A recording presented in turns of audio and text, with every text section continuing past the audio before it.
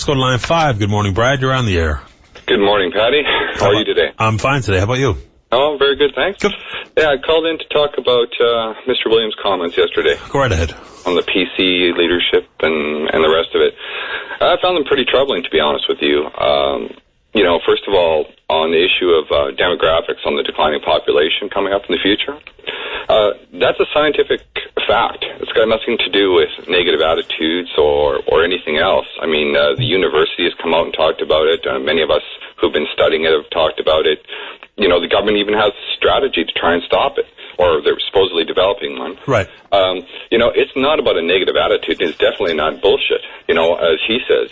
It's not there's not, all of the approach may indeed be relying on empirical data, but it's not a finite science. And look no further than inside the Conference Board's report. They do indeed point to or allude to the fact that there are potential for new created economic prosperity that could stem the tide or help increase the population. For me, economic prosperity is the only hope anybody has for increasing the population. So they don't factor in any potential for, even let's just say that as simple as this, the stat oil discoveries. So that part of it does take away from some of the finite science aspect. I can possibly answer that. The reason why they wouldn't do that, in my opinion, is that it's really almost irrelevant to what's happening with the demographics. What's happening is we have, all you have to do is look around you in your different communities and you'll see how many people are above the age of 65 right now. Right. Okay? And then within the next 20 years, unless we come up with some miracle, there's going to be a lot of people passing on. And our birth rate is not replacing our death rate. So it's got absolutely nothing to do with economics. It's got to do with the fact that between 1985 and 1995, 140,000 Newfoundlanders left Newfoundland and Labrador, I suppose, for other points, and we never replaced those people.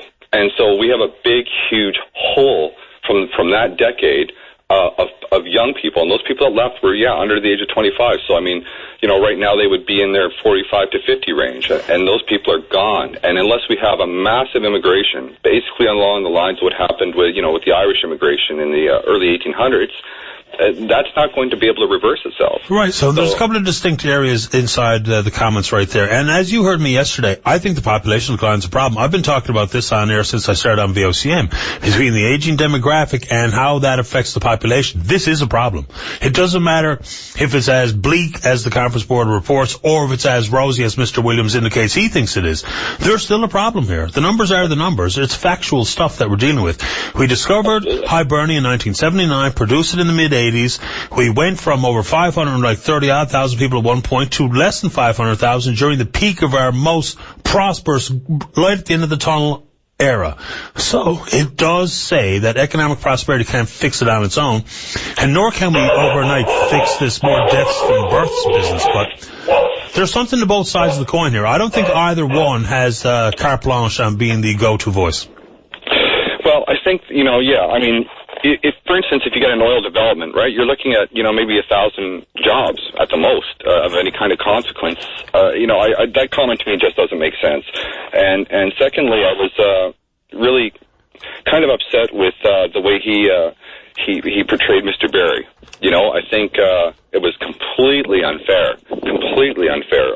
First of all, I read the letter that was put out on not VOCM, on NTV. They put it out, the letter that Mr. Barry sent to the caucus. Yeah, it didn't say any of the things that Mr. Williams said, and as far as I'm concerned, he just put that out there to try and stigmatize Mr. Barry in the eyes of the people, and it's simply not true. It's an unfair attack because he doesn't agree with this person, so he's going to, go out there and attack him and make sure that nobody wants to vote for a guy who's going to, privatize health care and privatize this and privatize that, as if he wasn't the one who, wouldn't rely on our health care for his own heart surgery and, wouldn't spend his own money. And what's that got to do with anything, Brad? It's his right to think what he thinks and say what he wants, same as it is yours. It's also his right to be criticized on what he says. And you're doing it, and you're welcome to do so. Mm-hmm. But, points about where he got his heart surgery, so what? Well, my God, if I needed it and I was going to be on a waiting list here and not going to afford to go somewhere else and get it, so would I. Very good. Very good. Why wouldn't you? Well, the point of the matter is, and I'll give you three quick examples, okay, to back that up. First of all, in a press conference yesterday, he said it's a no-brainer to send a power line to Alderaan. But he's he's one of the largest single share option holders of Alderaan. Yep. Number two, he said that the Conference Board of Canada's empirical, scientific, well-accepted evidence is not good for anything on the same day that he's rebranding his housing development. And number three, the one I just gave you, where he's knocking privatizing healthcare, which I would also knock, but at the same time going and skipping the line and looking after himself. There's a ongoing trend with the things that he says. The Alderaan thing can't be denied. He's involved with the company, so be it. Whether or not his opinion is what other people would also say is he called it a no-brainer for the government to go ahead and build this transmission line. I think there's going to be a transmission line built, because how could we deny that potential project development? And it doesn't matter who's involved with it. When it comes to Galway, whatever the population forecast is from the Conference Board of Canada, the population decline will not be suffered on the Northeast Avalon. It just won't. Not as much. Not as much. So I don't even know if at all. And I'd be willing to put a month's pay on between now and a decade from now. Population won't be down a single body in the Northeast Avalon. So I know why people will draw those connections. I understand that point of view, but I think it goes a little bit far when you talk about where he got his heart surgery. Make no mistake, if I needed it done, I need my shoulder fixed. If I could go elsewhere and do it and suffer the cost and bask in the sun down in Florida to recover, I'd be at it. And I don't care what anyone thinks. And that may well be very true. Maybe most people would. However, to come out and knock the man, because even though he didn't say he would privatize healthcare, you got to remember that he didn't say that. That was made up by Mr. Williams. Well, there's indications in Mr. Barry's letter that he's willing to look at all potential possibilities of extending the public-private partnership in those three areas, and it is. And he elaborated on that here on VOCM this morning. So he didn't exactly say, no, I have no interest at all. He said, well, we should look at all the options similar to Mr. Ball and Muskrat Falls. So he's not making it up. I get that, but what I would say is that he took those comments and he basically put them out there to portray the man in the worst possible light. And politically, I think it's obvious. If he would have said that, Mr. Barry would have said that, then he would be held accountable for that. But I think stretching what he said is just another example of saying, similar to what I'm going through with my suit, that, if you speak out or if you have a different opinion than me, I'm going to make you pay for it. This is an ongoing thing. Why would he do that? What does he because people were calling him a bully before he left office. Remember that? Yeah, sure I do. What does Williams stand to gain or lose because of Barry in the Premiership? Well, I think, if you want my honest opinion, sure. I think he's afraid of losing control of the government and therefore control of the Muskrat Falls project. It didn't look like he had a whole lot of control of Kathy Dunderdale, even though everyone tried to tell me he did. I've a hard time understanding where all that control came from. And just let me say this, just because we are allowing, and we're talking about, as we always do on this show, both sides of the coin, you're a self-proclaimed liberal. The liberals would like nothing better than to run against Bill Barry as opposed to someone else. So you have a political stake in this as well. Is that a fair comment? Well, I don't know if that's true. I really don't. I found Mr. Barry, to be quite honest with you, refreshingly honest. For instance, when he says, it's the quickest route for me to the Premier's chair, are you trying to tell me that no other singular politician out there who has a chance of going for the Premier's chair doesn't think the exact same thing? Yeah, the difference in thinking it is whether or not you say it.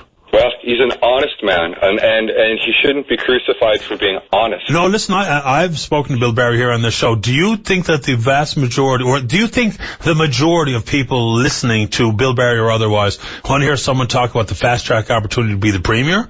Or do you think that people are wary of that comment?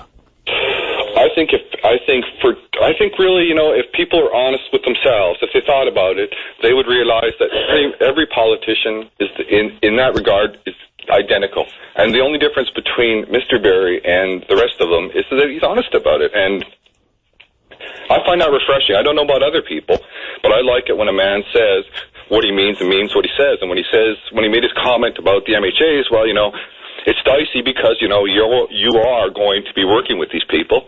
But on the other hand, I believe what he said is true.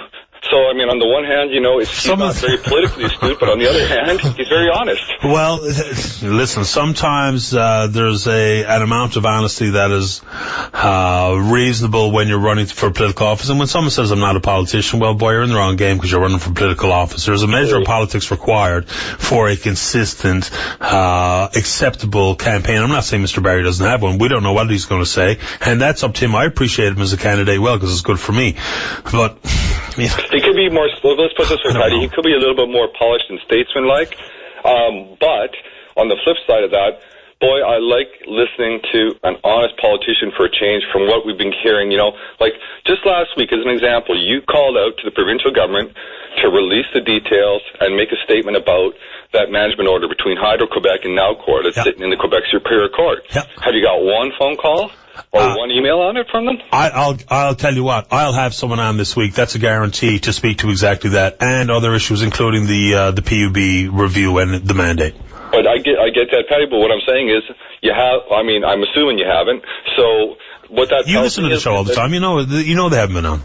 Yeah, well, so there you go. So what I'm saying is this man's honest. I'm not trying to butter Mr. Barry up. I'm just saying from a point of view of looking at a politician for a change and saying, this guy is honest, versus this guy over here who's showing me this, that, and the other thing as long as he thinks he can put me off. Boy, that's a refreshing change.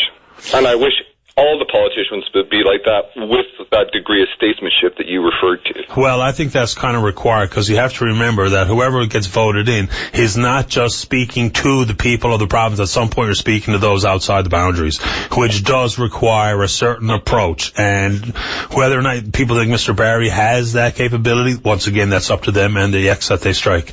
Brad, I appreciate the call. Thanks for the time today, Patty. All the best. Take care. You too. Bye-bye.